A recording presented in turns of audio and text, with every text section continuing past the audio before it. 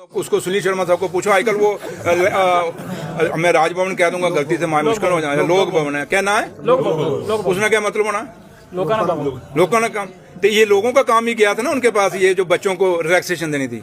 तो मैंने आपको कहा ना कि सुनील शर्मा साहब वो एलओपी कम हो गए हैं, वो आजकल लोक भवन के स्पोक्समैन बन गए। तो जो बात एलजी साहब को कहनी चाहिए वो कहते हैं। तो इसलिए मैं आपको यही कहूंगा कि ये सिर्फ ड्रामा हो रहा है और जम्मू कश्मीर के लोगों को बेवकूफ़ बनाया जा रहा है और खासकर बेरोजगार बच्चों के जिंदगियों से खेला जा रहा है। और बीजेपी ने पहले 11 साल भी खेला, आज भी खेल रही है और ना जाने जम्मू कश्मीर के नौजवान बच्चों के साथ कब तक खेले। आपने बात की, क्या उमर सरकार ने रिकमेंड कोई किया है? आप लोग सीनियर जर्नलिस्ट हैं, आप एक जीएडी को आप आरटीआई लगाएं और उसको पूछें कि जब से उमर अब्दुल्ला सरकार ने हुकूमत संभाली है हर डिपार्टमेंट, जैसे मेरा अपना डिपार्टमेंट, मैंने पीडब्ल्यूडी डिपार्टमेंट से 3500 पोस्टें 3500 पोस्टें रेफर की हैं, जिसमें जेई है, ड्राफ्ट्समैन है, इवन के खाली एमटीएस की 2500 पोस्टें जो रेफर की हैं सिलेक्शन बोर्ड को। तो इसलिए कुछ जेकेपीसी को की हैं, जेकेपीसी नहीं पीएससी को की हैं। तो इसलिए मैं आपको ये कहूँगा कि हमने पोस्टें रेफर की हैं, उस पर प्रोसेस है, क्योंकि सब कुछ एग्ज़ाम होते हैं, सब एक तौर तरीका है। लेकिन इससे पहले मैंने कहा ना कि इनके जो 11 साल है बताएं कितनी पोस्टें रेफर की, लेकिन हम जब से आए हैं पोस्टें रेफर कर रहे हैं। और सबसे बड़ी बात है, आप एजुकेशन की तो सारी पोस्टें मास्टरों की इन्होंने फ्रीज की हुई हैं। अब वो फ्रीज के लिए पहले डिसीजन करना है कि इसको खोलना कैसे है। इसलिए मैंने कहा ना कि डिटेल में डिबेट में जाएंगे तो बड़ा लंबा चौड़ा ये हो जाएगा। लेकिन नटशल ये है कि आप लोगों से मैं यही अपील करूंगा, जो पत्रकार हैं, कि आप चौथा स्तंभ हैं, आप ज़्यादा भी नहीं बोलना, नहीं तो मकान गिरा दिए जाते हैं। तो लेकिन है कि इतना जरूर कहूँगा कि आप लोग एक स्वच्छ पत्रकारिता करें और उसमें उमर अब्दुल्ला साहब सरकार की जो सरकार है उसका एक अलग से एक अपना आईना दिखाएं और उनका अलग से, और उस आईने के अंदर दोनों का अपने आप लोग फैसला करेंगे सही कौन है और गलत कौन है। जरूरत नहीं है, वो तो आपको खुद कहना चाहिए, बोलना चाहिए। और हमें हिसाब वो पूछ रहे हैं जिन्होंने 11 साल कुछ नहीं दिया, जो 11 साल में नाकामयाब साबित हुए, जिन्होंने कोई काम नहीं किया। और आज हमें उनके टाइम के ये अधूरे काम जो आज यहाँ लोग गिना रहे हैं, तो वो हमें दिखा रहे हैं कि भाई उमर अब्दुल्ला ने 1 साल में क्या किया।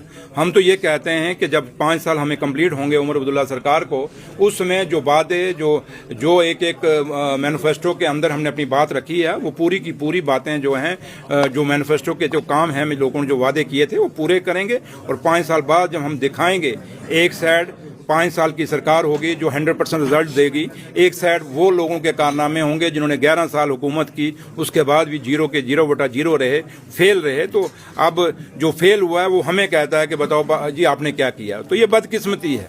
इसलिए आप देख रहे हैं कि आज वो लोगों की अब 1 साल हो गया, जो बीजेपी के एमएलए हैं उनको भी देखना चाहिए कि बताना, हमारा वो हिसाब पूछ रहे हैं तो बीजेपी के एमएलए भी बताएं ना कि उन्होंने 1 साल में क्या किया है, कौन कौन सा काम किया है। वो जो हम कोई भी काम शुरू कहते हैं दिल्ली से पैसे आए। भैया यहाँ तो जम्मू कश्मीर में तनख्वाह भी तो दिल्ली से आती है।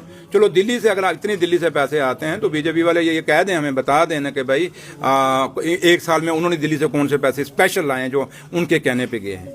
अभी आपके सामने आपने देखा होगा कि एलओपी साहब चंद रोज पहले वो जो हमारे केएस एस्पायरेंट्स थे, जो एग्ज़ाम के बच्चे थे, वो बच्चे के लिए एलओपी साहब वहाँ जाके एलजी साहब को मिले। बड़ा बड़ा फोटो आया अखबारों में कि जनाब, उन्होंने बाद में ट्वीट भी किया और बयान भी दिया कि मैं केएस एस्पायरेंट के लिए बात कर आया हूँ, तो 2 दिन में हल निकल जाएगा। तो बाद में जब बात आई तो क्या हुआ? 0। क्या रिजल्ट आया? उल्टी क्वेरी लगा के एलजी साहब ने वापस भेज दी।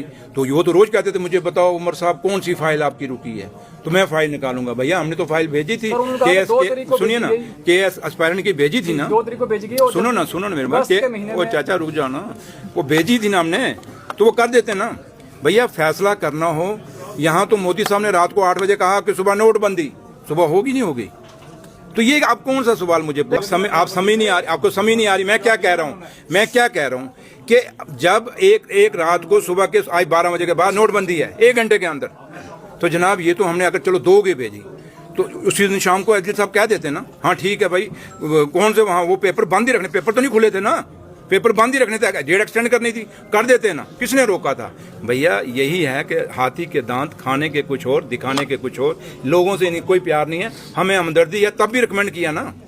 पहले तो अगर ये इनको था तो जब एलजी साहब को था कि भाई आपने ये इनको एक्सटेंशन देनी है, तो जनाब हमें पूछे बगैर भी तो दे सकते हैं ना। अब कितनी और ट्रांसफर करते हैं, हमें पूछ के करते हैं।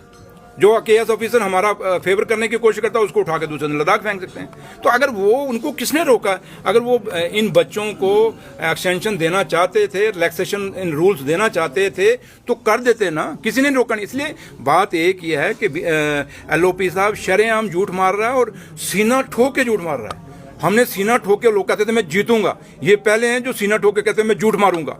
अब क्या करोगे यार? एक बंदा शरेआम झूठ बोल रहा है और छाती ठोक ठोक के कह रहा है कि मैं झूठ बोल रहा हूं, लेकिन आपको मानना पड़ेगा भैया। लेकिन दुनिया मान जाएगी, लेकिन हम मानेंगे कि बीजेपी जम्मू कश्मीर की उस समय भी झूठी थी, आज भी झूठी है, और जब तक ये पावर में रहेंगे ये झूठे ही रहेंगे।